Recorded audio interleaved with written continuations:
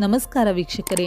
ರಾಜ್ಯದ ರೈತರಿಗೆ ಇದೀಗ ಸಚಿವರಾದ ಕೃಷ್ಣ ಬೈರೇಗೌಡ ಅವರು ಭರ್ಜರಿ ಗುಡ್ ನ್ಯೂಸ್ ನೀಡಿದ್ದು, ಸಿಎಂ ಗೃಹ ಕಚೇರಿ ಕೃಷ್ಣಾದಲ್ಲಿ ಮುಖ್ಯಮಂತ್ರಿ ಸಿದ್ದರಾಮಯ್ಯ, ಡಿಸಿಎಂ ಡಿಕೆ ಶಿವಕುಮಾರ್ ಅವರ ನೇತೃತ್ವದಲ್ಲಿ ನಡೆದ ಸಭೆಯ ಬಳಿಕ ಮಾತನಾಡಿದ ಸಚಿವರು, ಈ ಬಾರಿ ಹೆಚ್ಚುವರಿಯಾಗಿ 7 ಲಕ್ಷ ರೈತರಿಗೆ ಉಳಿದ ಬರ ಪರಿಹಾರದ ಹಣ ನೀಡುವುದಕ್ಕೆ ಅನುಮೋದನೆಯನ್ನ ನೀಡಲಾಗಿದೆ ಎಂದು ತಿಳಿಸಿದರು.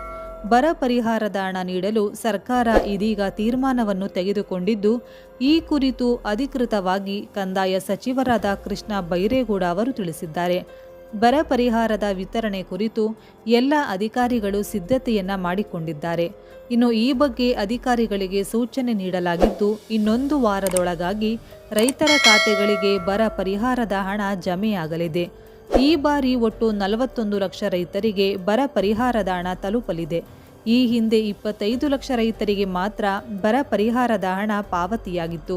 ಕಳೆದ ವರ್ಷ ನೈಋತ್ಯ ಮುಂಗಾರು ಮಳೆ ಕೈಕೊಟ್ಟ ಪರಿಣಾಮ ಕರ್ನಾಟಕದಲ್ಲಿ ಬರ ಆವರಿಸಿತ್ತು.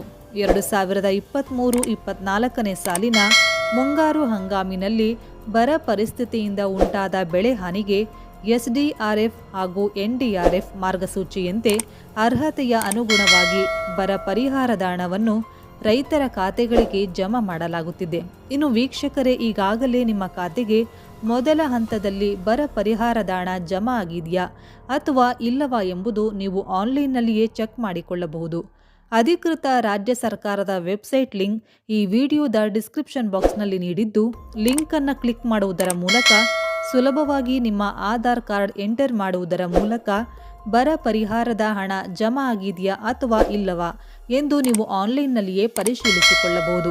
ಹೀಗಾಗಿ ಆದಷ್ಟು ಈ ಮಾಹಿತಿ ವಿಡಿಯೋವನ್ನು ಎಲ್ಲ ವಾಟ್ಸಪ್, ಫೇಸ್ಬುಕ್ಗಳಲ್ಲಿ ಎಲ್ಲ ರೈತರಿಗೆ ಹಾಗೂ ರೈತ ಕುಟುಂಬಕ್ಕೆ ಸೇರಿದ ಪ್ರತಿಯೊಬ್ಬರಿಗೂ ಶೇರ್ ಮಾಡಿ.